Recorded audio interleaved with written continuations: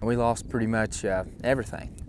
Ken Roark's family has been farming in Macon County for 2 centuries, spanning 5 generations. But now that way of life has taken a serious hit. We had equipment in a shed that was now gone, and in some barns that are now gone, and up in the garage that's now gone. The tornado that ripped this area with such brutal fury went right through the Roark land. They lost a dozen barns, equipment, a silo, and miles of fencing.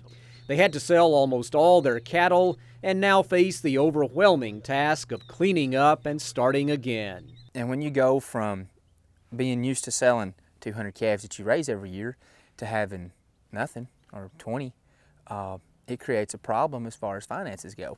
However, emotion trumps economics for the Roarks. They're most grateful no one in their family was injured, but 13 people in Macon County were killed by this storm. The loss of life is foremost on everyone's mind, but also agriculture, the main way of earning a living here, has been crippled. There's 175 farms impacted from this storm, and some of them with different degrees of damage, and we've had 350 barns damaged. Macon County Director Steve Walker says UT Extension is doing what it can to help farmers here.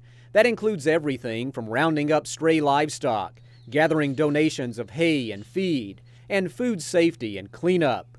Most agree it will take years, maybe decades, to recover from this, but the effort will be there. Most of the farmers that I visit with are very optimistic.